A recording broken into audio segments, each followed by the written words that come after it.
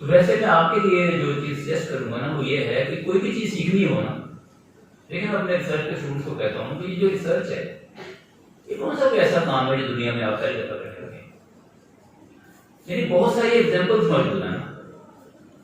یعنی آپ اگر انٹروڈکشن اپنے اسٹوڈنٹ کو سکھانا چاہتے ہیں، اسے کہے کہ 40 آرٹیکل کی انٹروڈکشن پیدا کر کے اس کو دیکھیں، بالکل اندازہ ہو جائے گا کہ انٹروڈکشن میں کیا کیا شامل ہونا چاہیے اور کس انداز میں شامل ہونا چاہیے. یعنی اس کو پڑھنے پہ لگائیں، اس چیز کے سیمپل دکھائیں. اور یہ جو لکھنا ہے نا، یہ مطلب سائنس تو وہی ہے نا جو ہم نے یہاں دیکھ لی، موٹے موٹے پوائنٹس ہی. یعنی سائنس جو لکھنے کی سائنس ہے نا، اس میں موٹے موٹے پوائنٹس ہی آ سکتے ہیں، لیکن لکھنے کا جو کام ہے نا وہ سائنس نہیں ہے، وہ آرٹ ہے. آرٹ اور سائنس میں فرق سمجھتے ہیں. آرٹ اس کو کہتے ہیں جس میں ہر شخص اپنی صلاحیت الگ سے دکھائے، اسے آرٹ کہتے ہیں.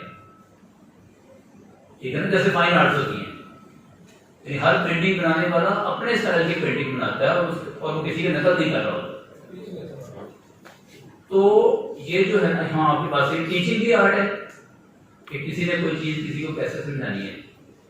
تو جو تو سائنس کے پوائنٹس ہیں نا کامن، ان باتوں کا خیال رکھیں، ان کا رکھیں، وہ تو میں نے یہاں بتا دی. لیکن لکھنا ایک آرٹ ہے اور کوئی شخص بھی دوسرے جیسا نہیں لکھ سکتا، اس کا اپنا اسٹائل ہوگا. اور یہ جو رائٹنگ ہے نا، اس میں یہ باتیں سائنٹیفکلی ضرور بتا دی گئی کہ اسٹریٹ فارورڈ ہوں، سمپل ہوں، یہ ہو وہ ہوں، لیکن جو آرٹ ہے نا آپ کے اپنے لکھنے کی، اس کی قدر کی جاتی ہے.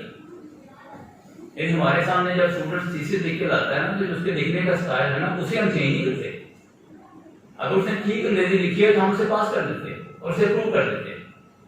اور حالانکہ اس کا اپنا اسٹائل ہے لکھنے کا، میں اس طرح لکھتا تو کسی اور طرح لکھتا اگر اسی چیز کو لکھتا.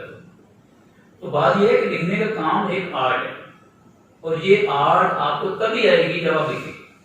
یعنی کوئی نہ اس کا کوئی شارٹ کٹ ہے، نہ اس کا کوئی اور میتھڈ ہے. آپ لکھ کے دیکھ لیں، اس میں ٹیکنیکلی غلطیاں ہوں گی تو کوئی بھی انگریزی پڑھنے والا آپ کو بتا دے گا.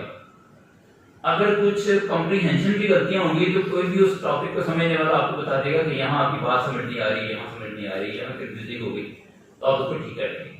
لیکن آپ کا اپنا ایک اسٹائل بنے گا اور وہی اسٹائل آپ کی زندگی میں آپ کے ساتھ چلے گا.